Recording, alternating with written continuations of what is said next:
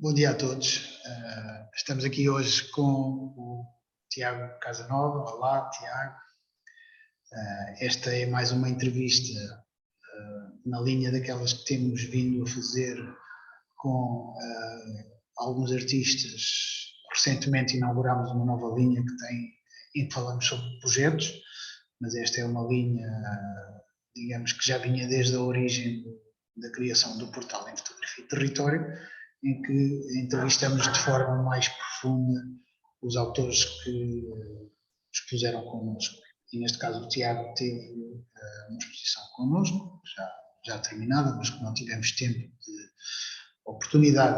tivemos, mas não tivemos oportunidade. O Tiago tem uma vida um pouco ocupada com diversas funções, portanto, e algumas delas eu passo já a falar sobre elas. Tem o estúdio e a livraria XYZ em Lisboa, uma criação já de 2013. 2013. Mais recentemente criou também o estúdio Bolhufas, que é um estúdio de encadernação, e depois, evidentemente, tem um trabalho como artista e provavelmente também alguns trabalhos de fotografia ligada à arquitetura, porque o Tiago fez arquitetura na Universidade do Porto, onde foi também um dos fundadores da revista Scopio, que ainda está, portanto, ainda é publicada. E, portanto, tem já, apesar tem já uma longa carreira, ao fim e ao cabo. Hoje vamos falar um pouco sobre algumas das séries mais iminentes que o Tiago teve. Tem um percurso que eu considero sui generis, portanto, porque a fotografia é sempre, ou parece ser sempre,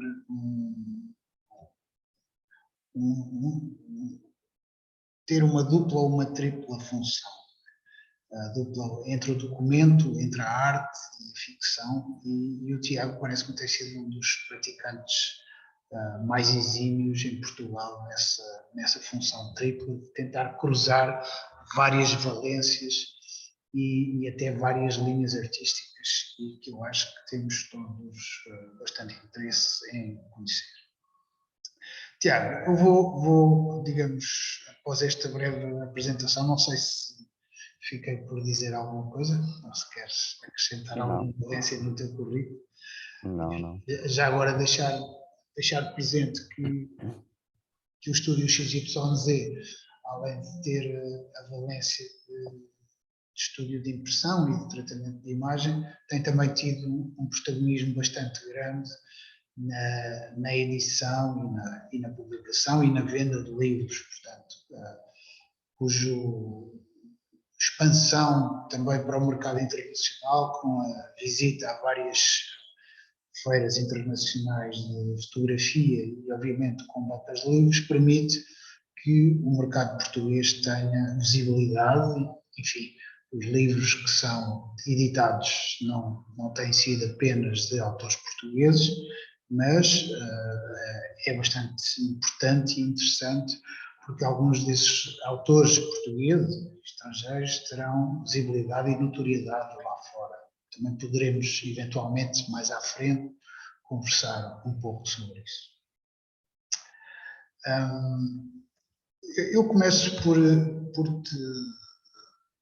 Portanto, a série que tu tiveste aqui connosco faz parte de um conjunto de mini-ações ou maxi-ações sob o título que se chama Gangue do Cobre. Portanto, o Very Typical está integrado nessa sequência, e eu gostava que tu falasses um pouco sobre essa sequência, porque ela é bastante interessante. Divide-se em secções e tem várias formas de ser conhecido. Eu gostava que tu começasses um pouco por aí. Bom, antes de mais, João, obrigado pelo este convite, não só para integrar a exposição na Casa dos Cubos, mas também para este pequeno momento. Podemos partilhar algumas ideias nesta forma de conversa. O Very Typical, sim, faz parte deste projeto, é como tu bem dizes, uma mini ação dentro de um projeto maior, que é o Gangue do Cobre. O Gangue do Cobre eu assumo como um permanente work in progress. Isto porque, de certa forma... Permite-me só interromper um segundo. sim, Vou partilhar o ecrã e justamente eu vou, ok, vou manipular o teu site para irmos vendo imagens. está bem, perfeito. Pronto, o Gangue do Cobre surge um pouco como uma necessidade de, como tu, pronto, vamos um bocadinho mais ao início. A minha formação é em arquitetura, como tu disseste aí bem, e existe uma série de temáticas ligadas à arquitetura, que depois se desdobram numas outras subtemáticas, como esta relação entre a realidade e a ficção, mas também uma relação entre o que é o construído e a destruição, sobre a memória, sobre a efemeridade, enfim, uma série... Estás a ver o ecrã? Estamos a ver, sim. Já não te interrompo mais. E como o Gangue do Cobre surge como uma necessidade de utilizar a fotografia, e a fotografia de uma forma bastante expandida, de comunicar uma série de ideias e acontecimentos, sempre sobre esta temática mãe, que é no fundo um olhar meu sobre a cidade e sobre a forma como nós utilizamos a cidade e o território.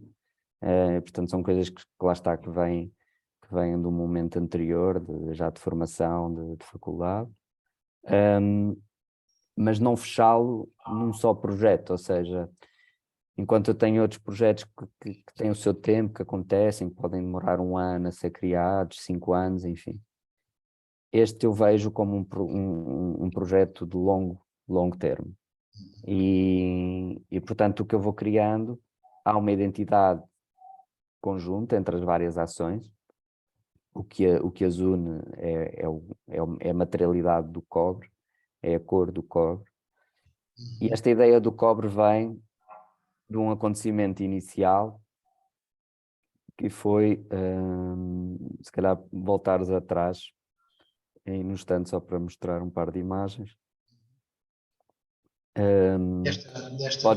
Podes mostrar o Casa de Chá da Boa Nova, um pequeno vídeo, se calhar tirar o som, mas em 2013, que foi quando eu comecei este projeto, e comecei este projeto no âmbito de uma residência que fiz no Porto, num espaço que também é efêmero, que era o AXA. Sim, na Avenida dos Aliados. Na Avenida dos Aliados. E este era o AXA era um projeto já assumidamente temporário, que ocupava um edifício que era a antiga sede da seguradora AXA. Sim. E que estava, de certa forma, não estava abandonado, mas estava em fase de transição.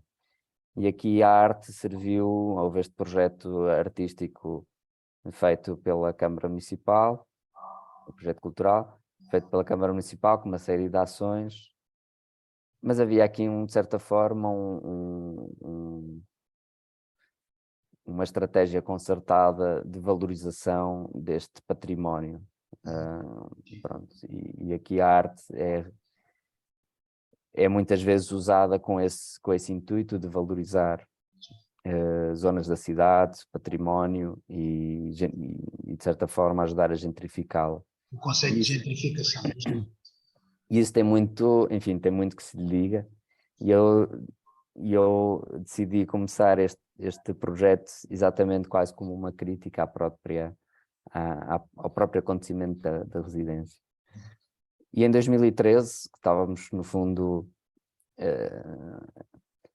a começar a sair dos anos mais profundo de crise e a Troika tinha acabado de sair do país, e eu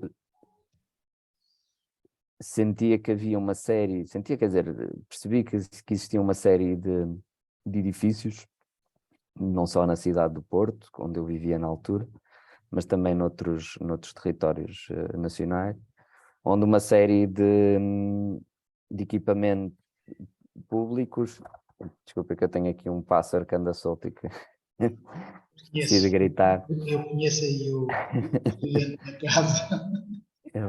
Como eu estou aqui sozinho agora, ele vem para aqui gritar ao pé de mim. Havia uma série de equipamentos que na verdade eram patrimónios da arquitetura, eram patrimónios nacionais, como a Casa de Chá do Cisa Vieira, mas haviam outros espaços na cidade, nomeadamente a Casa das Artes do Souto Moura, que também na altura estava fechada, a Casa Manuel de Oliveira, também de Souto Moura. Enfim, existia uma série de equipamentos de arquitetura de autor que estavam... de arquitetura. Desculpa, eu estou aqui numa entrevista. Tiras ali do casaco, está bem?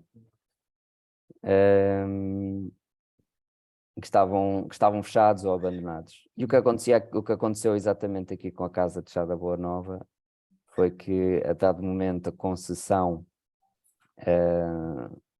portanto, isto é um equipamento que pertence à Câmara Municipal de Matosinhos, e a concessão do espaço terminou e não foi renovada com a empresa que geria, que explorava este espaço de restauração.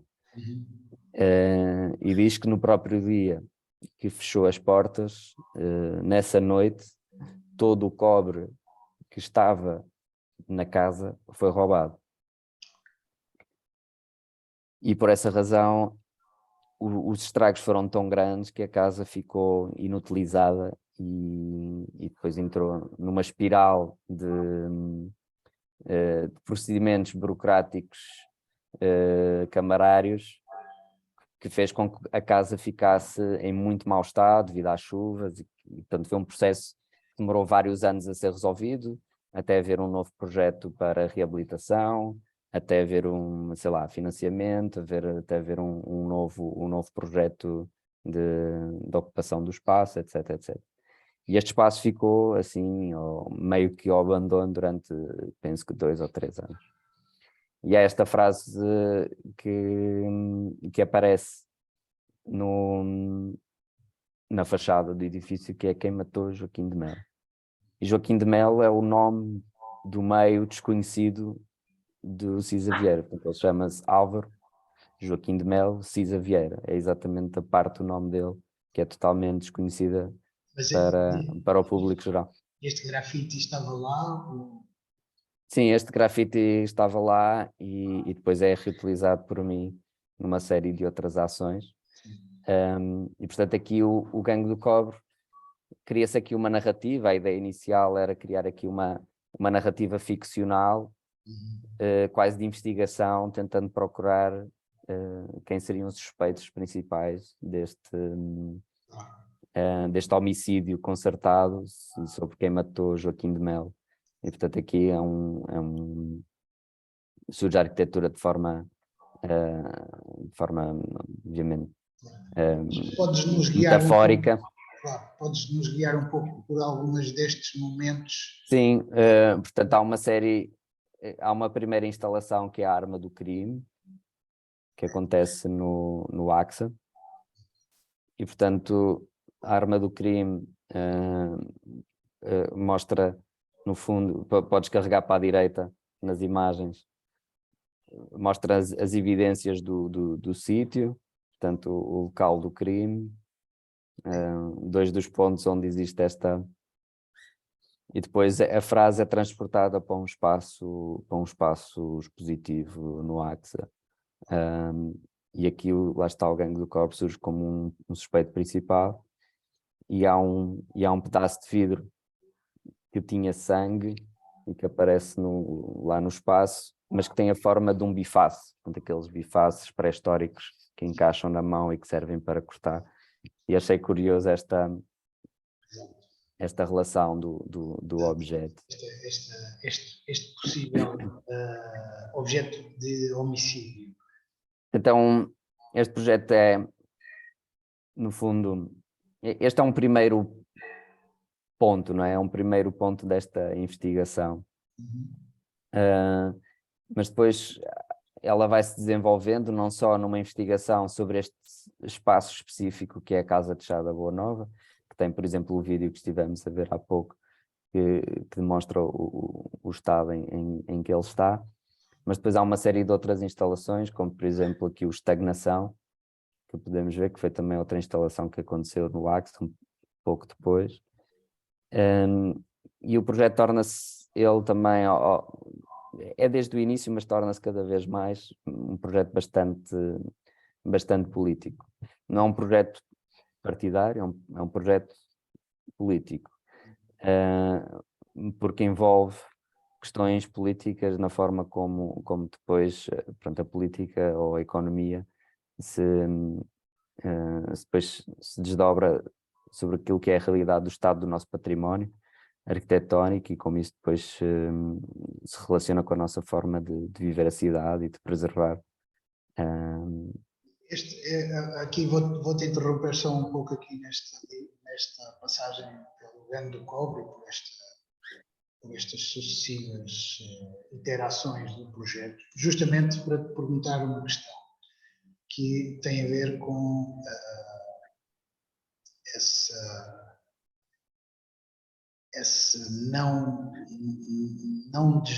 fuga, ou não fuga não é uma palavra adequada, mas justamente a necessidade de empregares o termo político. Há entre os fotógrafos e os artistas muitas vezes uma espécie de evasão a integrar esse termo. O que é que te leva justamente a integrá-lo e a assumi-lo? Eu não te peço que questiones a evasão dos outros. Sim, eu penso que tudo o que nós fazemos, todas as nossas ações, têm todas elas um significado político e cada vez mais num momento onde tudo está tão polarizado, não é? Onde tudo é extremamente esquerda ou extremamente direita. E portanto, quer queiramos, quer não, as nossas, às vezes até pequenas decisões, têm todas elas um significado que pode ser político. Político no sentido do público, do cívico, do comum, não é? Sim, quer dizer, na nossa forma...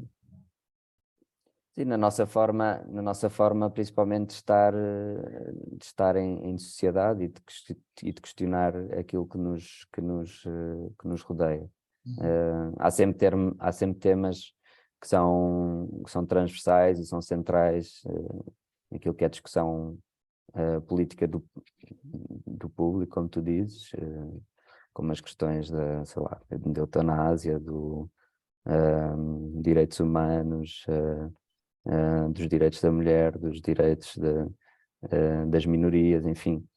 Há uma série de questões que são sempre atuais e são sempre transversais. E aqui eu vejo e esse é se calhar o ponto principal para responder à tua questão, que é, eu vejo as minhas ações artísticas como uma responsabilidade de usar a minha palavra ou as minhas ações, digamos, para comunicar algo para um meio um pouco maior. Não há uma pretensão de comunicar para toda a gente, embora isso seria o ideal, mas assumindo que nunca conseguimos chegar a todos, pelo menos que uma ação chegue, sei lá, a 50, 100 pessoas e depois outra ação chega a outras pessoas. E isso é um sentido de responsabilidade que sinto para com aquilo que faço enquanto artista e, portanto, assumo as minhas ações, elas como como uma discussão que pode ser uma discussão ela também política. Mas como eu disse, não necessariamente partidárias, até porque eu tento sempre que essa discussão ou essas ideias sejam transmitidas de uma forma muito aberta. Ou seja, utilizo muito estratagemas como a própria metáfora, através muitas vezes da palavra, especificamente neste projeto do Gangue do Cobre, a palavra é muitas vezes utilizada, de forma que a leitura possa ser muitas vezes aberta, livre para a interpretação. Portanto, eu tento não comunicar as ideias de forma muito fechada e dizer isto significa isto. Não. Há este tema que é importante pensar. Agora pensa sobre ele, tira as tuas ilações. Exato, não forneces uma linha ideológica à Exato. semelhança do que uma propaganda partidária ou política poderia fazer. Exato. E outra questão importante neste projeto do Gangue do Cobre, que é um bocadinho transversal a quase todas as ações, é que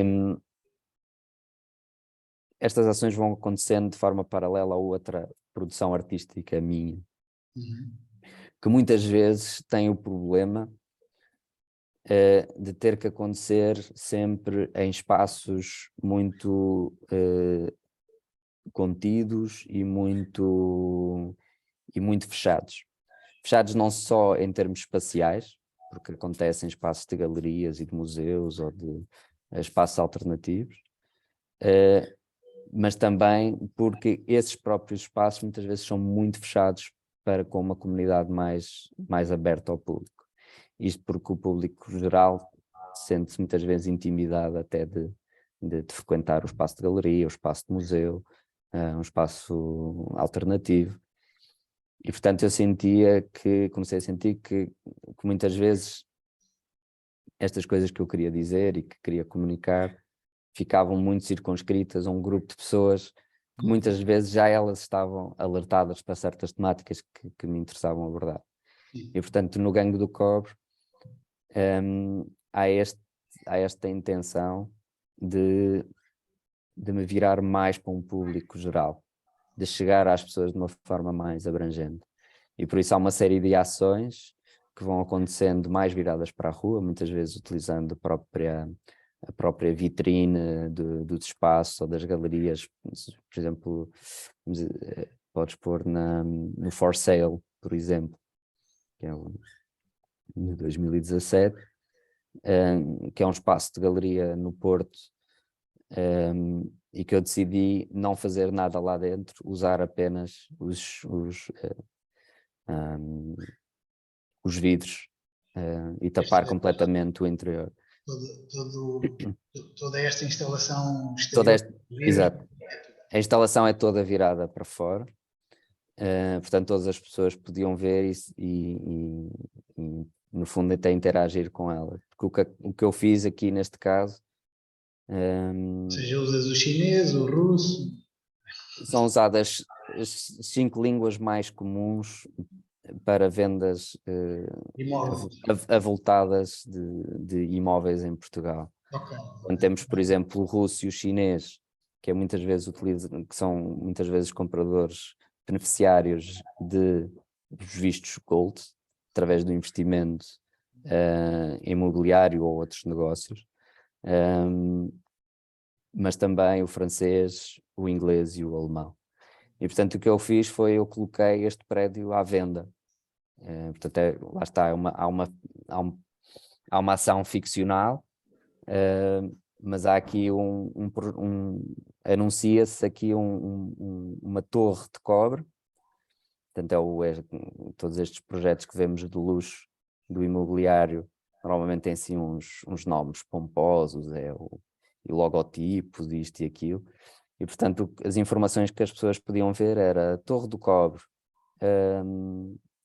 a casa dos seus sonhos, sofisticada e exclusiva, projeto aprovado, preço a partir dos 500 mil euros.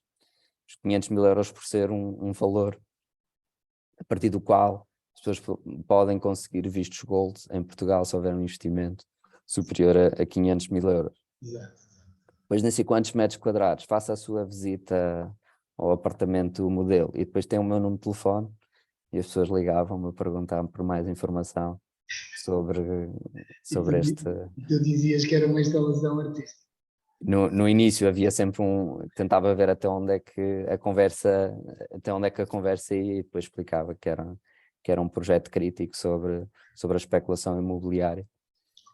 Mas pronto, este é um dos exemplos de como eu tento que eu possa levar a discussão mais direta a pessoas que se calhar normalmente não iriam entrar num espaço de galeria.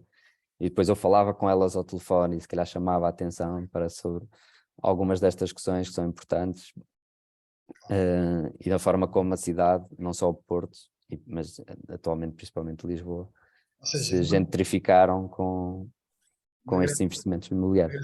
Uma grande parte deste projeto. É curioso porque estás aqui a referir algumas estratégias de ironia, fazem-me lembrar o Maurício Catelan com os anúncios às galerias fechadas e voltamos em breve, digamos, ironias desse género que justamente trocavam as voltas às pessoas. E aqui, supostamente estaríamos a falar com um fotógrafo, mas tu estás aqui a ter intervenções que depois só podes documentar fotograficamente, mas sim, que não são fotografia necessariamente. No fundo o ganho do cobre é também uma forma de expandir um bocadinho mais a minha prática, que não ficar circunscrita à fotografia. Até porque a questão é que muitas vezes queremos comunicar uma ideia, mas não é a fotografia a melhor ferramenta ou a melhor mídia para comunicar uma certa ideia. E o Gangue do Cobre também foi um projeto que, de certa forma, me permite comunicar coisas de uma forma mais livre. Aqui também outra questão importante é que neste projeto há estratégias de comunicação que vêm muito da própria arte urbana. E também daí o ter ido buscar o nome do Gangue do Cobre, porque o Gangue do Cobre não é um gangue específico que exista, mas é aquilo que os mídia comunicam cada vez que há um roubo do cobre. Sim. E há as notícias que aparecem, o Gangue do Cobre rouba não sei quantos quilos de cobre, não sei o quê. Mas não é que exista um gangue específico que se intitule de Gangue do Cobre, não é? É a comunicação social que no fundo inventou esse nome para descrever qualquer atividade criminosa relacionada com o roubo do cobre. E aqui também há uma própria ironia associada a essa associação criminosa da qual eu adoto o nome, de certa forma, não é? Ou seja, sou eu a associação criminosa, mas que tem algo para dizer. Isto porque muitas vezes também me interessa perceber um pouco que às vezes há pessoas que estando em certas situações de debilidade social ou financeira, se levam muitas vezes a fazer, sentem-se muitas vezes forçadas a fazerem coisas que se calhar se vivêssemos numa sociedade mais equilibrada e menos polarizada, principalmente financeiramente, economicamente, se calhar não existiria tanta necessidade de muitas pessoas de recorrer enfim, por exemplo, ao roubo do cobre, não é? E portanto aqui a ideia, de uma forma muito irónica, é quase de dar voz a questões muitas vezes sociais, lá está, mas sempre numa relação com a cidade, com o património, com o território, e é quase como dar voz a certos problemas ou a certas comunidades que têm certos problemas relacionados, lá está, com a cidade. Aqui é um problema bastante comum à classe média baixa, que é a dificuldade atualmente de conseguir, por exemplo, comprar uma casa e ter a sua casa própria. E isto é um problema que advém, lá está, de uma grande especulação imobiliária em centros urbanos como o Porto e Lisboa, mas isto é transversal atualmente à Europa inteira, principalmente a locais que vivam muito do turismo, como em Portugal, que cresceu muito nos últimos 10 anos. E pronto, e há uma série de projetos, podes voltar para trás novamente e podemos ver aqui, por exemplo, o Very Typical Perfect for Breaking, por exemplo. Isto foi outra ação. Portanto, a exposição que fizemos na Casa dos Cubos no fundo é a parte número 1, que é o Very Typical Perfect for Stealing, e que fala muito sobre elementos típicos da construção em Lisboa, como por exemplo a calçada portuguesa e o azulejo, e na forma como esses elementos depois são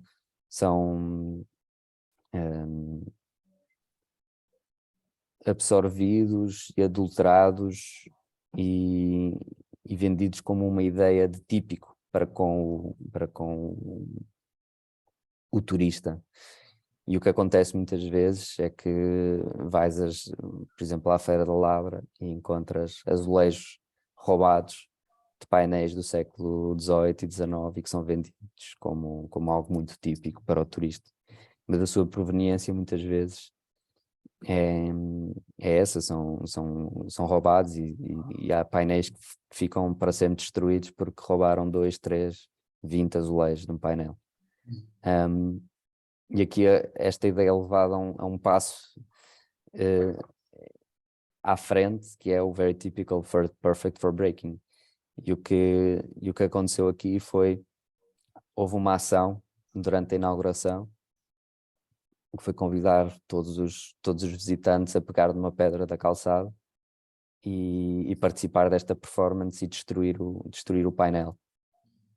E pronto, houve o que foi bastante interessante é que houve realmente um engagement, como é que se diz, uma interação das pessoas bastante efusiva, de querer participar e de querer destruir o painel. Que foi quase como levar ao extremo a nossa natureza animal de querer de certa forma explodir e de é muito distrair. Raro. É muito raro haver a possibilidade de destruir uma obra de arte assim, também, não é? Mas isto levou muitas pessoas a questionarem realmente a fragilidade da coisa, estás a perceber? A fragilidade daquilo que está virado para o exterior, nas fachadas dos edifícios, e que são coisas muito preciosas. Claro. E um conjunto de gestos que me parecem bastante significativos.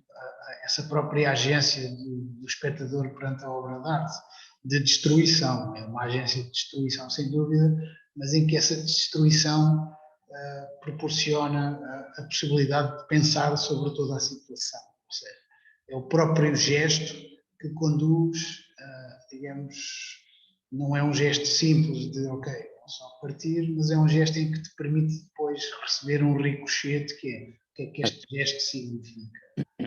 E muitas vezes literal, porque aquilo voltava mesmo para trás e as pessoas às vezes... Exato. O efeito.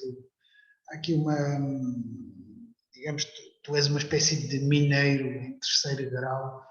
Primeiro foi os mineiros do cobre, depois é os mineiros que já vão minar o cobre, que já está acabado e que está distribuído, e depois tu vais minerar as ideias artisticamente. Parece-me uma linha bastante interessante. E depois, no caso do trabalho específico que expusemos na Casa dos Cubos, que é o Very Typical, que na Casa dos Cubos, aqui que eu tenho no meu site, foi a primeira exposição que fiz com este trabalho, foi na Galeria das Salgadeiras, e depois foi um bocadinho adaptado ao espaço da Casa dos Cubos. Podes passar para a direita, aquela primeira imagem também há um momento interativo, performativo na exposição, onde eu tapei o buraco com o cobre. Portanto, é este buraco no chão que fica depois tapado, um bocadinho nesta ideia do arranjo que se faz de forma muito rápido, sem grandes preocupações, mas que é também ele muito intrusivo às vezes, o próprio trabalho de restauro do património. Aqui obviamente há uma metáfora, porque não tem que ser necessariamente sobre o chão, a calçada, mas é o falar sobre a forma como as coisas às vezes são arranjadas de forma muito superficial e leve. Este painel, no caso da Casa dos Cubos, o que aconteceu foi que as pessoas durante a exposição podiam realmente roubá-lo. Portanto, há este sentido de performativo, como o Perfect for Breaking, em que aqui na Casa dos Cubos tivemos essa oportunidade, porque o painel foi colocado no chão e portanto não estava colado, as pessoas podiam mesmo pegar nele e levar. Mas este é um caso onde aqui a fotografia toma parte deste projeto de uma forma mais presente, e portanto há uma série de imagens realizadas na cidade de Lisboa sobre pequenos acontecimentos, pequenos objetos, pequenos espaços que vão sendo fotografados e que se encontram sempre neste estado de transformação ou de espera. Este é um daqueles casos dos sacos de pedras da calçada que muitas vezes vemos pela cidade quando se estão a refazer calçadas. Eu creio que uma das linhas mais interessantes que tu desenvolves neste e noutros trabalhos, eventualmente, é justamente a linha que permite ir além do que é que está referenciado na fotografia. Ou seja, a maioria das pessoas, enfim, já é, digamos, uma quesília do princípio do século XX, quando Duchamp, de certa forma, declara guerra à arte puramente óptica, não é? À capacidade de olhar apenas para o lado formal ou estético das coisas, sem tomar nota do que é que lá está referenciado. Mas esta tua série, pelo menos, o que está referenciado, o referente, neste caso, que é um saco com pedras da calçada portuguesa, implica justamente, até pela associação que faz entre as fotos, que as pessoas possam, digamos, criar relações entre as imagens e o uso daquilo que está referenciado nas imagens. Eu acho que isso é importante, não é? Porque muitas vezes as pessoas esquecem-se de que estão a olhar para uma coisa que foi documentada com um determinado e aparece sobre a forma de fotografia ou sobre a forma de vídeo, mas com um determinado propósito. Não sei o que, com certeza pensas alguma coisa disso, concordas eventualmente. Sim, quer dizer, podes passar mais imagens sobre a exposição. Portanto, há uma relação narrativa entre as imagens, não é? Elas não aparecem de uma forma solta. Aqui neste caso é um pequeno díptico, num caso do azulejo que desaparece, e ao lado o azulejo que se vê que há diferentes fases, não é? Há um conjunto que é mais antigo e há outro que é lá está o restaurado, não é? E tu vês que tem cores diferentes, tem épocas diferentes. E isso interessa-me, esse restauro à portuguesa, que na verdade é um dos primeiros projetos do Gangue do Cobre. Se quiseres passar para trás também podemos vê-lo. Cá em baixo, um restauro à portuguesa. Isto foi um convite na verdade, para fazer uma instalação nesta casa, no âmbito de um festival em Friamundo, que é o Potri, que é um festival de arte urbana. E pronto, esta casa está na rua 25 de Abril. E interessou-me muito, na altura, isto em 2013, o Rui Rio, não sei se ainda era presidente ou se tinha saído da presidência há pouco tempo da Câmara Municipal do Porto, e lembro perfeitamente na altura que havia uma linha transversal a toda a cidade. Havia este projeto que ele tinha, que era o projeto Antigrafito, que era no fundo uma empresa camarária que ia pela cidade e limpava os grafites. Mas eles, na verdade, não limpavam grafites nenhuns. O que eles faziam era pintavam por cima do grafite.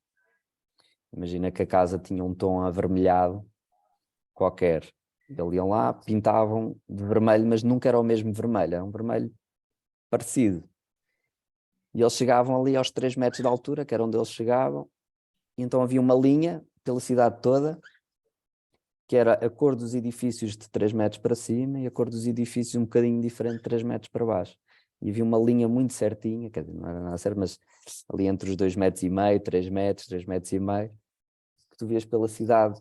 E havia aquela intervenção deles, era ela própria quase como uma intervenção artística quase, não é? Tipo, toda a cidade estava ela pintada.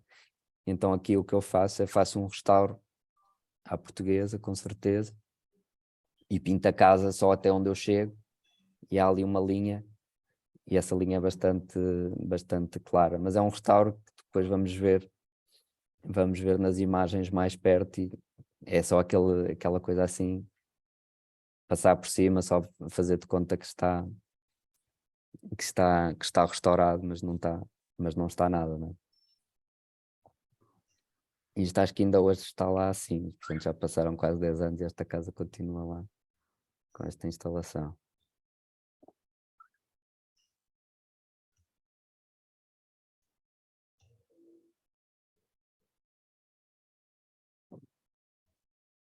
E depois também podes mostrar um outro só para se perceber. Vou-te colocar uma pergunta Diz. séria, mas que é: como é que tu misturas ironia e política tudo ao mesmo tempo? Porque eu acho que muitas vezes estas questões têm que ser levadas de uma forma muito séria, mas leve também, não é? Portanto, acho que muitas vezes uma estratégia de conseguir chegar às pessoas, mas que lá está deixando esse espaço em aberto para a interpretação, eu não sei, é também de certa forma incluir aqui às vezes a comédia numa forma de leitura.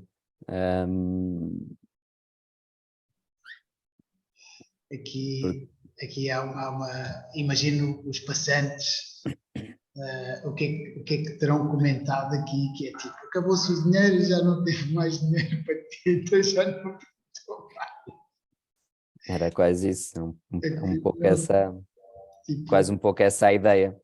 No fundo aqui havia um contexto político da época, e portanto se calhar hoje esse contexto não é o mesmo, não é? Porque a cidade também, embora ainda se veja muito essa linha, e aqui em Lisboa agora também se começa a ver muito essa linha pela cidade, mas não se vê tanto como na altura, com o Rui Rio, e principalmente nesta época de crise, que havia tantas coisas fechadas pela cidade e havia realmente também muita intervenção de tags pela cidade. E pronto. se esta série do Gangue do Cobre, digamos, de certa forma, começa começa, enfim, ela tem já várias derivações e tu nunca a mantiveste exclusivamente no Porto, porque digamos, este conjunto de notas que tu desenvolves são transversais a várias cidades, não são exclusivos do Porto ou de Lisboa, até porque a pressão imobiliária que se desenvolveu com as vindas dos estrangeiros e as aquisições de património, essa pressão depois foi sendo sentida por vagas e por ondas através da província também. Ou seja, não foi, claro que os impactos maiores se sentem logo diretamente em Lisboa e no Porto, mas depois todas as cidades que estão a 40, 50, 60 quilómetros nas periferias sentiram efeitos disso. Não sei se tens alguma abordagem nas tuas séries disso ou não. Eu tenho uma outra instalação que fiz em Lisboa, que é o Tuk Tuk Was Born Here. Pronto,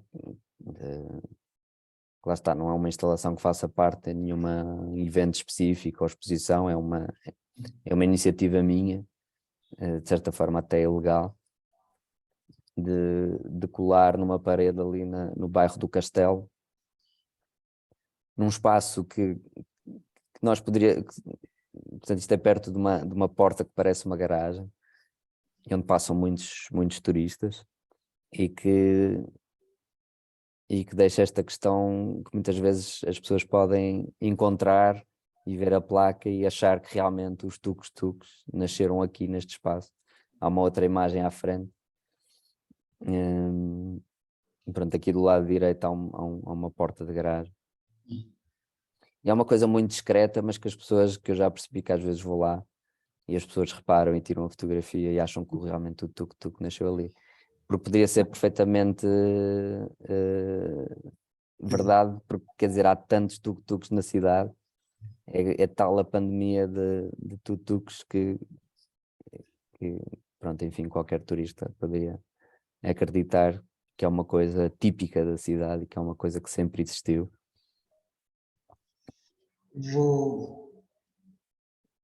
Esta série é de facto interessante e desenvolve já uma temática, ou seja, desenvolve um pouco da maneira como tu abordas os teus trabalhos, com um certo rigor de investigação, que neste caso é sobre o mundo, sobre a arquitetura, sobre a cidade, sobre as questões do desenvolvimento urbanístico e do planeamento e, digamos, de algumas atitudes que curiosamente convocam bastante a noção de fachada. Não é?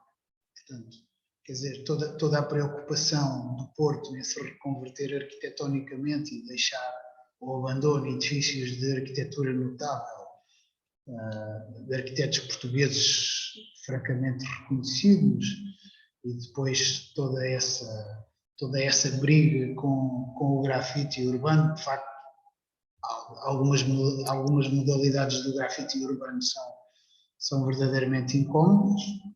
Tu perguntaste-me da questão da política. Agora, quando tu vês todas essas questões, da forma como o património cultural, no caso, foram lidadas na altura por um presidente como o Rui Rio e depois como foram lidadas depois com uma outra presidência, só demonstra que tudo isto tem um significado realmente político. Nesse caso partidário, mas eu não o digo, não é? Gostando ou não gostando de um ou do outro, mas nesse caso muito concreto, muito específico, há um lidar com estas problemáticas de uma forma muito diferente entre um e entre o outro, o que só demonstra que realmente todas estas questões, muitas vezes questões ligadas também à cultura, Dá-me só um têm segundo. essas conotações políticas. Dá-me só um segundo.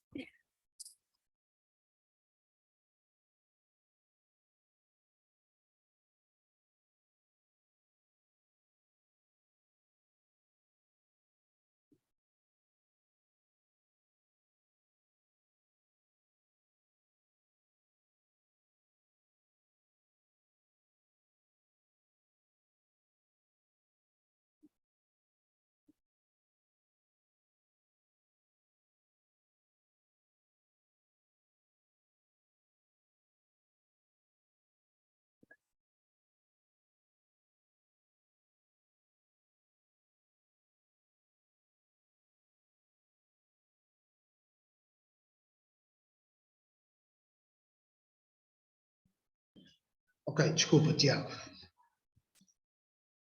Desculpa interromper. Nada. Não, se não te importares, se estavas a desenvolver algum raciocínio. Não. Continua. Eu sugiro que, portanto, eu ia introduzir um pouco uma passagem para outra zona tua, até mais pessoal. Um dos primeiros projetos que eu te conheço até foi um pouco pessoal, no sentido de que integravas. É bastante curioso, porque na história dos teus projetos tu vais sempre procurando expandir, não é? A noção do fotográfico, do trabalho com os materiais, do trabalho sobre as ideias, até do próprio trabalho sobre, digamos, essa busca de caminhos que são necessários para criar sentido. Eu tenho sempre uma referência, que enfim, não digo que seja uma referência em termos de processo, ou seja, um sonho. Um sonho é um conjunto de imagens que muitas vezes permanecem na memória, não é? Que é um ato que tem algumas explicações, etc., de várias ordens, mas o mais interessante dos sonhos parece a possibilidade de explorar caminhos de sentido, não é? Não com a ideia de fechar digamos, um veredito definitivo, isto é assim, mas sobretudo no sentido de explorar caminhos, porque eles são verdadeiramente importantes. E eu sei que tu tens, já conversámos um pouco sobre isso, eu sei que tu tens uma relação bastante forte também com as imagens interiores, com as tuas próprias, digamos, visões, lá, e algumas dessas, uma das séries mais, parece-me mais importante e interessante no teu percurso nesse aspecto, é a série Uncover, em que tu vais novamente numa jornada de investigação e ao mesmo tempo uma jornada dentro de ti. Eu não sei se quiseres falar um pouco sobre ela, em termos artísticos, com certeza. Sim, pronto, o Uncover surge de um conjunto de situações. É uma situação pessoal que foi um acabar de uma relação que eu tive com uma pessoa durante 7 anos, e na forma como isso também impactou a minha vida, mas também a minha saúde mental, durante um período de cerca de 2 anos. Mas este trabalho surge de um convite que foi feito pelo Martim Dias, que é um curador português, que teve esta oportunidade de apresentar um projeto curatorial para a Casa Arte Roven, que é um espaço em Madrid, que no fundo era uma exposição coletiva com vários artistas ibéricos, e havia a ideia desta exposição. Primeiro, uma das premissas era criar trabalho novo, e a segunda era que esta era uma oportunidade para pensarmos sobre, questionarmos a sociedade. E eu andei durante meses e meses a pensar sobre o assunto, mas a pensar sempre de uma forma externa, de uma forma um pouco à imagem de outros projetos que eu fiz, até no Gangue do Cobre. Mas eu percebi, depois mais tarde, já muito perto de ter que concluir o projeto, eu percebi que eu estava a ver a questão toda mal. E estava a ver a questão mal porque eu estava a procurar questões, a questionar, a criticar sobre os outros, sem me incluir a mim. E percebi que isso, não, na verdade, não correspondia ao resto do meu trabalho. Porque, na verdade, sempre que eu faço essa crítica externa, na verdade, eu, de certa forma, estou lá incluído também. E isso é o que me permite, muitas vezes, fazer essa crítica, é eu estar incluído nela. E então, aqui, eu a dado momento viro essa crítica para mim próprio e usar o meu exemplo de uma história muito pessoal e torná-la universal. Ou seja, exteriorizar a história daquilo que aconteceu para que outros também se possam há uma crítica pessoal, para que outros também possam tê-la como exemplo e no fundo é uma história que parte de uma situação pessoal, mas depois tem um significado muito universal. E portanto, no fundo, o que aconteceu foi que a relação acabou de uma forma muito abrupta, sem nenhuma explicação, pelo menos na altura. E ficamos, no fundo, sem comunicar, sem nenhum meio de comunicação. A única forma que tínhamos de ver uma coisa sobre um e o outro, na altura era através do Instagram, que era a única porta que ainda estava aberta, era de eu poder ver as imagens que ela postava e ela via as imagens que eu postava. E aqui o que aconteceu foi que eu entrei num processo de depressão, de não conseguir, de tentar entender aquilo que tinha acontecido, depois de tantos anos estarmos juntos, e de não conseguir encontrar uma resposta. E portanto aqui a exposição tenta mimetizar essa experiência de tentar encontrar uma verdade e de nunca conseguir alcançá-la. Portanto, existem quatro layers, digamos, de visualização desta exposição. Um primeiro, visualização e de descoberta, não é? Há um primeiro layer que é esta cortina, que tapa a instalação. Vou voltar aqui. Há a cortina que tapa a instalação, que nunca te permite ver a história, no fundo, por completo. Existe uma série de travões nas cortinas que obrigam a interação da pessoa que quer ver mais, de ter que ir lá e afastar a cortina de um lado ou para o outro, porque nunca consegues abrir tudo. Há um segundo momento, que são uma série de retratos impressos numa dimensão maior, mas que são retratos que na verdade tu nunca vês a cara da pessoa. São fotos que eu fiz dela ao longo dos vários anos de relação, mas sempre de costas.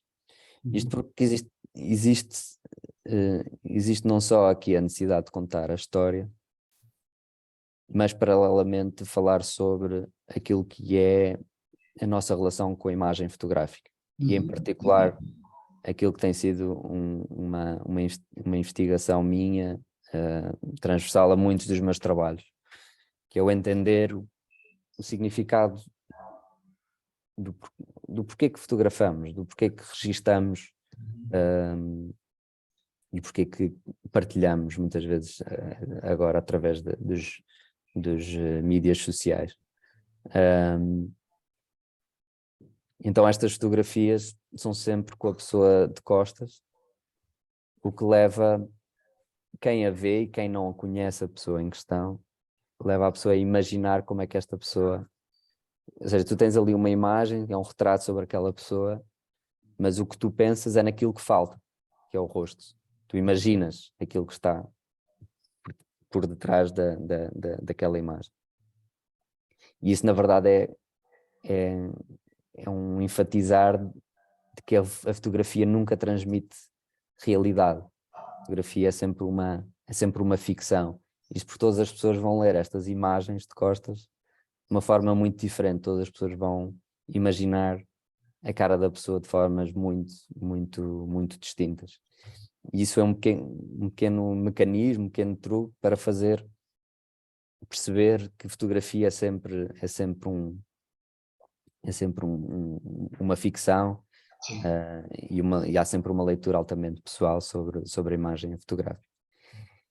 E isto também porque ao longo destes vários anos de tentar entender aquilo que tinha acontecido na nossa relação, houve sempre uma leitura minha sobre as imagens dela, que ela partilhava no Instagram, onde eu tentava entender aquilo que estava a acontecer e tentar procurar uma realidade, mas depois, quando eu percebo, passado um tempo, que enfim, que eu tinha entrado ali numa espiral de tentar procurar significados nas imagens, mas na verdade elas eram sempre uma criação minha, eram sempre uma leitura muito pessoal e não uma verdade. E no fundo é só quando eu começo a perceber esse lado ficcional da imagem, neste caso muito pessoal, que eu consigo começar a sair fora desta espiral depressiva. Depois há um terceiro momento em que a pessoa se pode aproximar ainda mais e ver estas pequenas histórias, são print screens, não só do meu próprio Instagram, como o Instagram do Instagram dela, onde as pessoas podem ver as imagens e ler e ir um bocadinho mais dentro da história.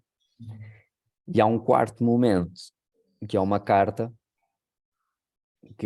da qual eu fiz várias cópias e que podes pôr para trás, se calhar. Há uma carta, que é esta carta, que são 4 páginas, e que podes pôr mais um para trás. Portanto, há esta carta que está na exposição e que no fundo serve, desculpa, foi uma carta que lhe escrevi cerca de 3 dias antes da exposição abrir em Madrid, em que eu lhe explico os 2 anos e meio, aquilo que eu vivi nesses 2 anos e meio, as coisas que eu fiz e que até me envergonhei para tentar descobrir muitas vezes essa verdade sobre o porquê da nossa relação. Portanto, há aqui quase um mea-culpa de praticamente persegui-la online daquilo que ela estava a fazer ou não estava a fazer para tentar encontrar enfim, uma razão para o nosso break-up. E depois eu explico-lhe que estou a fazer esta exposição e explico cada peça e o significado de cada peça que faz parte da exposição. Portanto, isto é uma carta que eu escrevi a ela a explicar sobre tudo o que tinha acontecido e sobre as peças da exposição, e que depois serve um pouco também como um texto expositivo para quem visita a exposição. Portanto, as pessoas são convidadas a abrir a carta. Portanto, há aqui um processo quase voyeurístico de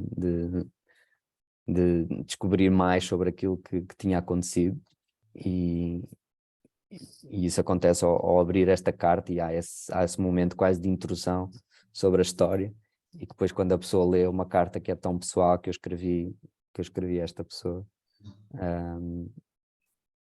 pronto, e que explica alguns dos momentos e algumas das pequenas peças que estão na exposição. Uma delas, podes passar aí umas imagens, há um livro que está disposto na...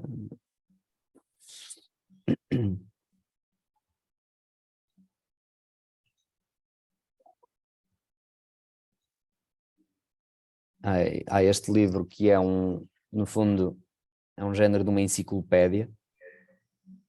São 7 volumes. E a pessoa pode ler o título de Complete Collection of Photographs of an Ex-Girlfriend.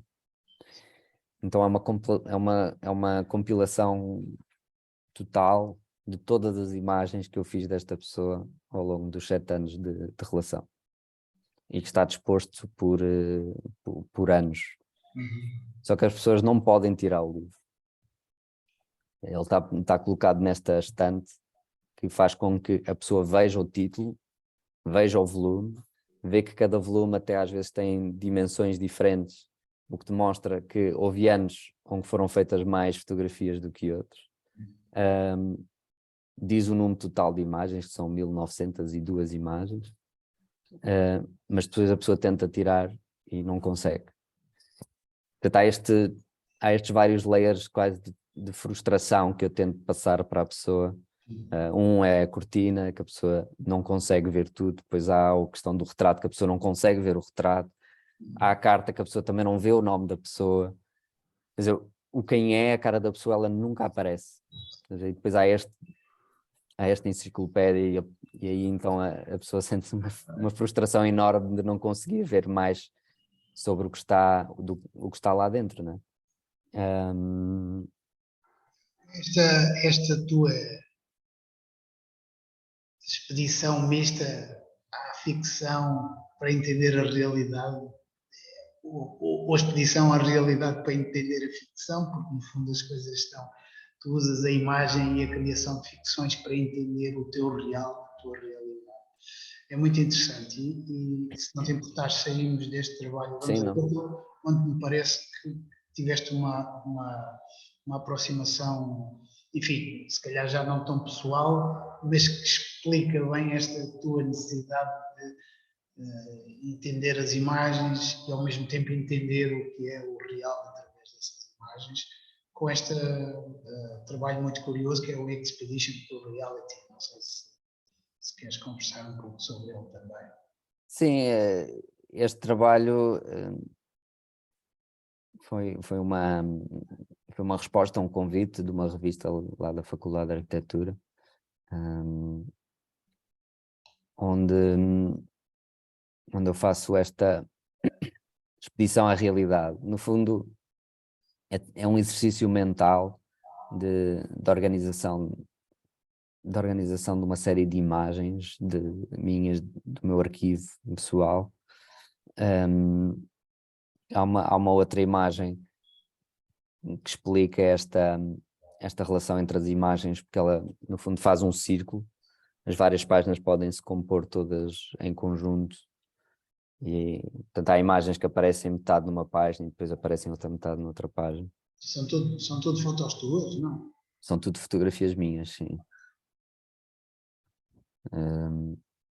Todas as fotografias são minhas, de diferentes épocas e viagens.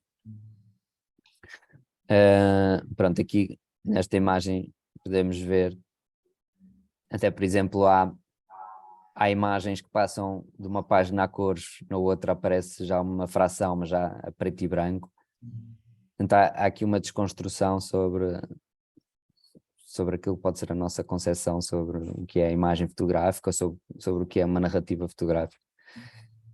Mas aqui neste exercício eu faço é um exercício altamente pessoal, e que na verdade tem como base um pouco aquilo que estavas a falar há pouco dos sonhos. Eu tenho alguns problemas de sono, e portanto eu basicamente não consigo entrar em sono profundo. De 10 em 10 minutos acordo por um problema de respiração, um género de uma narcolepsia ou uma apneia de sono, e estou sempre a acordar, e como eu não entro em sono profundo, os meus sonhos são sempre muito vívidos, Lúcidos. são sempre muito lúcidos e muito longos, no sentido que uma noite para mim às vezes parece que são 24 horas na cama, estás a perceber? São coisas muito longas. Eu lembro-me sempre dos sonhos todos. E eu, quando comecei a ter este problema, comecei a usá-lo como uma ferramenta. Comecei a tentar tirar um proveito positivo do problema. Isto porque nós no dia-a-dia, com a nossa em full conscious, digamos, estamos sempre demasiado preocupados Consciência de vigília. estamos sempre demasiado preocupados com o contexto em que as coisas acontecem. Então, quando procuramos uma solução para um problema, estamos demasiado preocupados com as diferentes problemáticas que estão à volta estão à volta desse problema ou do nosso contexto, o que muitas vezes não nos permite encontrar uma solução para um certo problema. E eu comecei a ganhar controle sobre os meus sonhos, enfim, através de alguns exercícios que fui fazendo e de um controle maior sobre o sonho. Então eu basicamente consigo decidir aquilo que eu quero sonhar. Vou-te mandar um livro sobre sonhos lúcidos tibetanos. Pronto, mas isto para dizer que tu consegues decidir o que é que...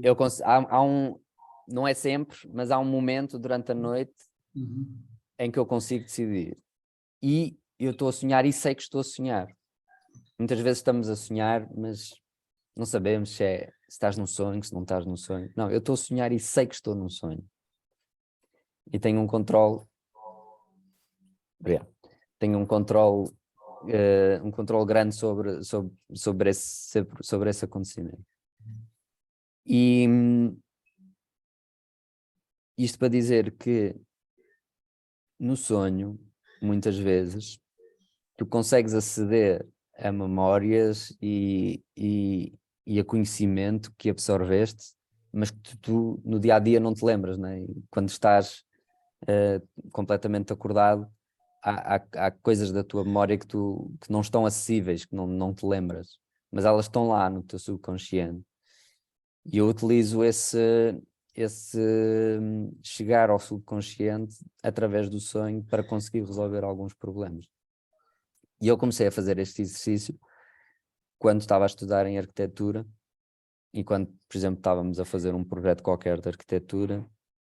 E muitas vezes o projeto, há um momento em que ele acaba por ser quase que um puzzle, em que tu tens que tirar daqui, mas ao tirares daqui vais mudar as dimensões do outro espaço, e o outro espaço tem que mudar assim, mudar assado. Ou seja, uma pequena mudança de um desenho de um espaço vai ser um processo em cadeia, vai transformar tudo. E às vezes há uma matemática complexa, é um puzzle complexo, certas vezes, e eu comecei a pensar sobre estas questões nos sonhos e comecei a resolver projetos no meu sonho. Então, eu forçava-me a pensar naquela problemática, naquelas dimensões e naquilo que eu queria, e eu depois conseguia resolver, e às vezes acordava à meia da noite e ia escrever ou ia desenhar aquilo que tinha sonhado, e muitas vezes resolvia projetos dessa forma. E eu depois comecei a passar esse esquema mental, esse exercício, para a construção de uma narrativa. E no fundo esta narrativa fotográfica surge daí, surge dos sonhos. E portanto é meramente um exercício, um exercício mental. E depois há um texto que também um bocado explica esta relação entre a realidade e a ficção. Mas no fundo esta série fotográfica vem de um exercício pessoal sobre a narrativa através do sonho. Na verdade é um projeto que eu nunca... É uma resposta a esta revista, nunca foi um projeto que eu quis expor ou que quis levar para outros campos. É somente um ensaio conceptual e pessoal. Seguramente aqui é um nível que incorpora diversos interesses teus, a fotografia, a arquitetura, o teu arquivo, neste caso, a maneira como o arquivo se configura até testando já os limites das páginas. É curioso porque eu acho que essa linha nunca foi muito desenvolvida artisticamente. Ela tem obviamente tem aproximações, já em vários tipos. Penso que um dos casos mais óbvios será o filme, a trilogia Matrix, em que justamente o sonho digamos, é um layer da realidade onde se produz realidade, portanto já não é apenas uma ficção, não é? E tu aí, ao fim e ao cabo, tocas em vários aspectos essenciais, embora este trabalho artístico, evidentemente, é uma peça artística, mas aquilo que eu acho que tu estás a descrever é muito interessante e é extremamente estimulante ao pensamento e mais, ou seja, tu já desenvolves isso a um layer que eu acho que é possível, que é o layer de intervir no próprio sonho, não é? Quer dizer, ou seja, utilizar o sonho de uma forma bastante de realidade expandida, não é? Ou seja, não o integrar apenas como uma ficção, mas como algo que faz parte de uma realidade expandida e que se pode, digamos, materializar, não é? Ou seja, já é uma pré-materialização, ao fim e ao cabo. Isso parece-me veras interessante, todas essas linhas, não é? Eu gostava que chegássemos aqui um pouco ao fim, enfim, não conseguiremos passar por todos os teus trabalhos, mas há um agora mais recente, ou dois, que é este do status. A própria palavra status tem hoje em dia um reconhecimento, já em português o status implica mais uma noção que também é de imagem, ao fim e ao cabo, o estatuto, não é? Status. E depois, em termos já da configuração mais moderna de interação com as redes sociais, o status é um pouco diferente. Eu não sei se tu aqui cruzas essas duas ideias, ou se elas... Sim. Portanto, nesta investigação contínua que eu tenho feito sobre o porquê de fotografarmos e o porquê de partilharmos a imagem, há um dispositivo que se torna essencial discutir, que são as plataformas que hoje em dia utilizamos para partilhar imagem. Acho que nunca antes na história se fizeram tantas imagens por dia e nunca na história se partilhou e consumimos tanta imagem. Há uns anos a imagem tinha um sentido, quer dizer, quando começou a ser feito, tinha um sentido puramente de investigação e de arquivo. Depois ela torna-se um bocadinho mais pessoal nos retratos que são feitos, mas também é pessoal, mas também muito num sentido quase de arquivo histórico, da família, ou de dar a outra pessoa que leva consigo o retrato. Hoje, depois vem a publicidade, enfim. Hoje a fotografia não há limites, não é? Não há limites naquilo que se fotografa e não há limites naquilo que se partilha, na quantidade de imagens que são feitas. E nós vivemos realmente num momento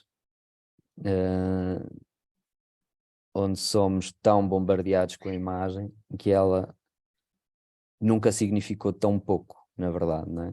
Nós consumimos imagem de uma forma tão rápida que já não temos sequer a capacidade de absorver ou uma só imagem, não é? Não temos a capacidade de ficar 10 minutos a olhar para uma imagem. Porque o nosso cérebro já não aguenta isso, é uma tortura ficarmos a olhar para uma imagem muito tempo. Estamos habituados a consumir. E hoje em dia, por exemplo, mecanismos como o do próprio Instagram, com os stories, que te permite passar para o lado e aquilo é pumba, pumba, pumba, pumba. Mas também, por outro lado, há um exercício, as pessoas já estão mais exercitadas a ver imagem, por outro lado, não é? E também as pessoas consomem rápido porque já sabem muitas vezes o que é que aquela imagem significa.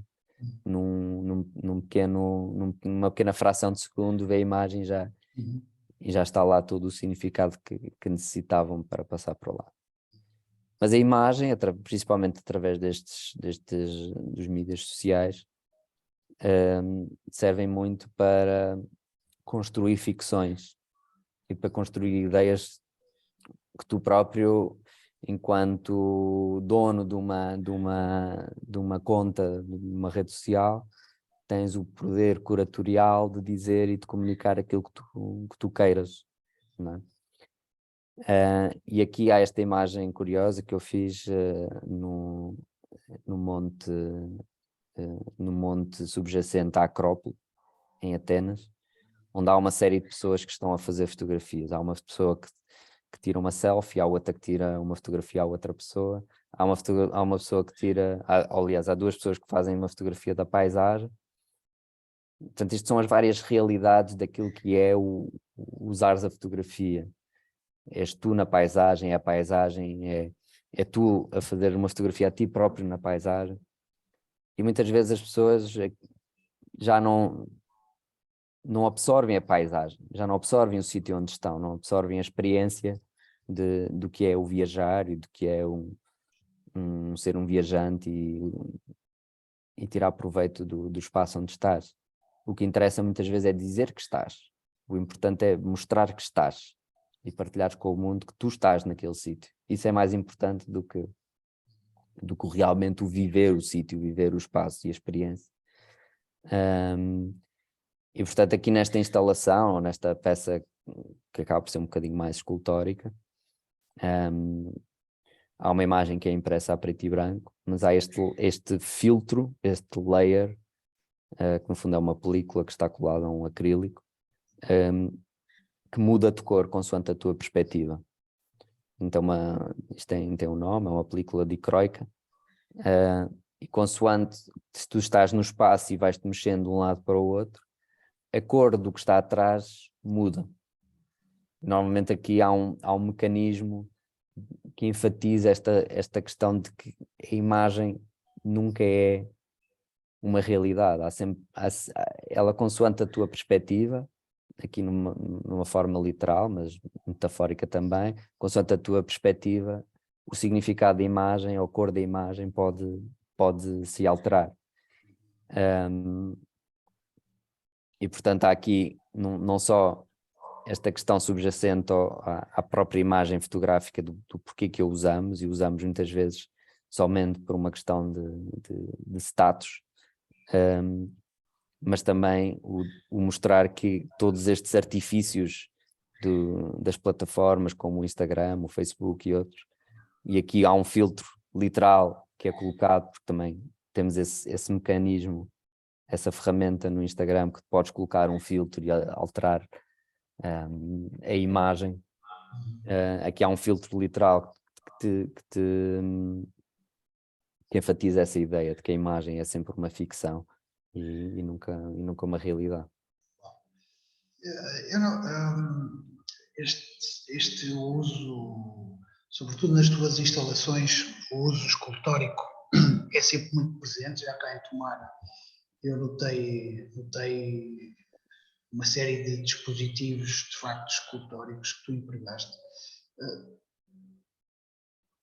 Tens, digamos, evidentemente que tens um propósito, mas eu gostava era que falasses um pouco também das dificuldades, se é que existem, do cruzamento entre a instalação e a escultura e a fotografia. Ou seja, se é que existem. Ou seja, ou para ti quais são as questões que dentro da ontologia da escultura e sobretudo da escultura transposta para a instalação contemporânea, que muitas vezes a instalação não é apenas um médium, mas é também algo que é discursivo.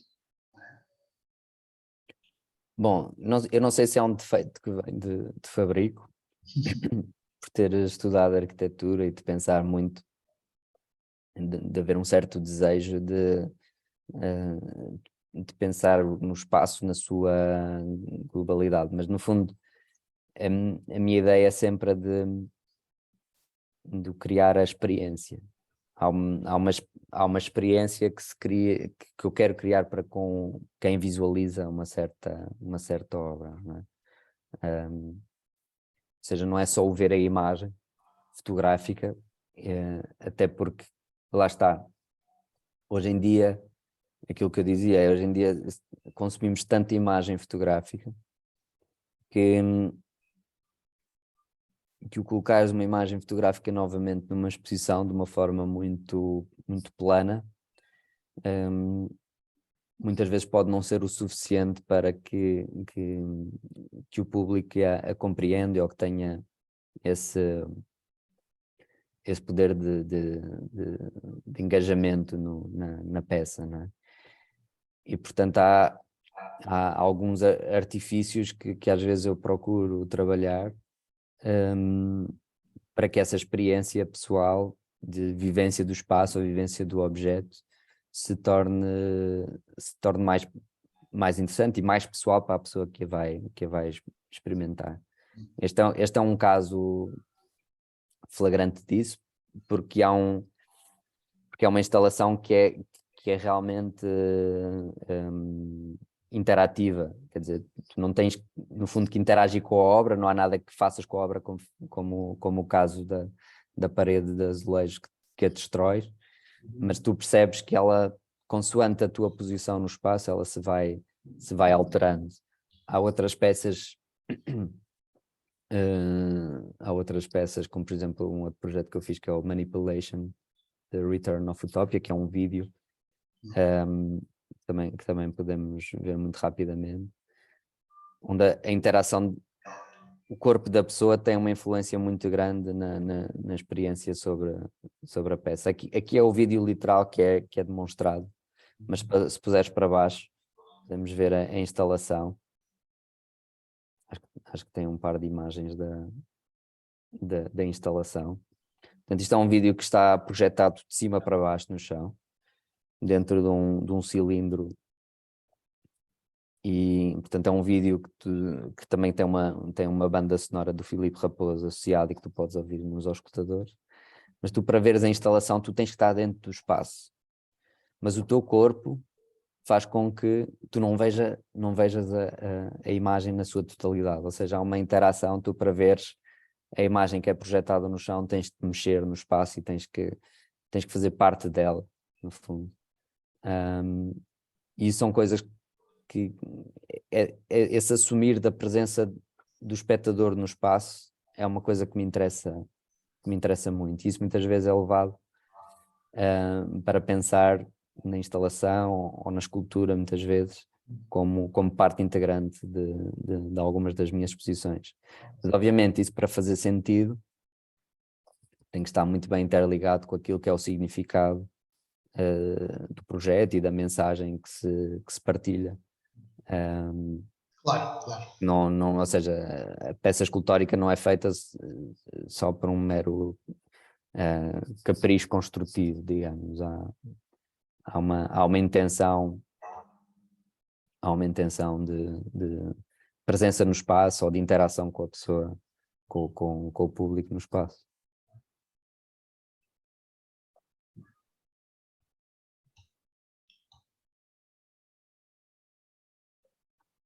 Não passamos por todas as tuas séries, mas se quiseres passar por mais alguma. Não, as pessoas também podem depois explorar um bocadinho outras peças. Mas isto voltando aqui à questão da escultura, enfim, eu gosto muito de experimentar, de explorar. Aquilo que mantém um pouco a coesão no meu trabalho é a temática geral que muitas vezes abordo nos meus projetos. E pronto, em termos conceptuais há um objetivo comum e contínuo a todo o meu trabalho. Mas em termos estéticos e até em termos dos meios utilizados, eles vão se alterando, porque eles vão se adaptando a cada projeto específico que eu quero desenvolver. Ou seja, não tenho aquele problema de consciência que às vezes outros artistas e fotógrafos têm, que é manter uma mesma estética coerentes ao longo de todo o seu percurso, onde tu olhas para aquela imagem e sabes que aquela imagem foi feita Eu acho, por aquele eu acho que artista. é uma opinião pessoal, sem dúvida, mas eu acho que isso é mais importante, parece ser mais importante em determinadas linhas de fotografia ou de uso Sim, de fotografia. sim, E tu fazes, de facto, uma aproximação expandida, como dizes, mas ao mesmo tempo muito unificada em torno da ontologia da imagem. Ou seja, se nós considerarmos o princípio dos teus projetos até agora, tu consegues integrar os teus interesses com os interesses da comunidade, com os interesses políticos, mas sempre explorando também o próprio limite do documentário, portanto, problemas específicos das imagens, da verdade, da representação, do documentário, justamente da ficção, ou seja, e isso confere, para mim, muito mais unidade conceptual e ao mesmo tempo de percurso do que necessariamente manter-se numa linha de preto e branco à la Daido Moriyama, coisa qualquer desse género, que permite identificar uma espécie de coerência estética, mas que, enfim, está demasiado confinada. não há problema nenhum com isso. Não há nenhum problema. Só estou a dizer que eu, pessoalmente, Claro, claro. gosto mais de, Aquilo que eu estou a dizer é que a de linha explorar, as de linhas de experimentar. exato, aquilo que eu estou a dizer, e é curioso, tu disseste várias coisas que eu posso dizer sem qualquer embaraço, que quase me incluiria na tua linha. Eu não levo as coisas a este.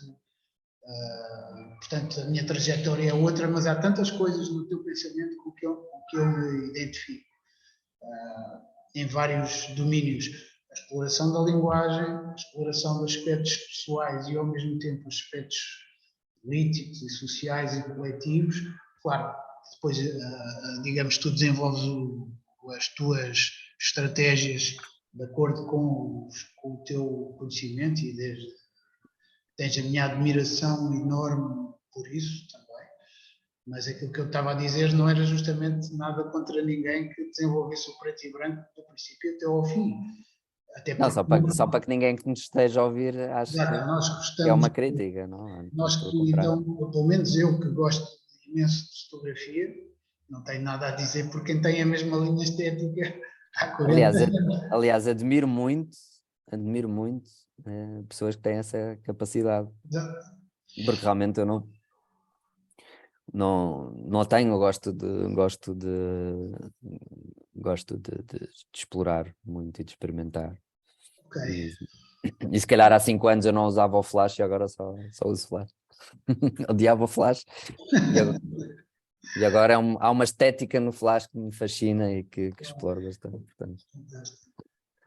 Olha, Tiago, foi um prazer enorme. Primeiro, agradecer-te por teres anuído ao convite de voltar aqui à possibilidade de instalares uma parte do gangue do cobre. E eu vi, se calhar muitas pessoas não percebem isso, ou só quando cá vêm ver a exposição, mas elas não souberam que tu passaste 3 dias a pintar azulejos, portanto, que fique bem claro que é uma instalação que não vem pré-feita, que precisa de ser montada e que precisa de ser, portanto, intervencionada logo no local. Portanto, isso é mais um dado bastante interessante em torno das exposições que tu concretizas. E agradecer-te, em nome do Centro de Estudos e da Casa dos Cubos, teres vindo e teres aceito fazer esta entrevista e teres revelado um pouco mais do teu layer de vida e de criação artística, já tão longo e tão desenvolvido. Muito obrigado pelo convite e por esta conversa. E até breve. E boas festas, boa ida à Madeira. Obrigado, bom Natal. Okay.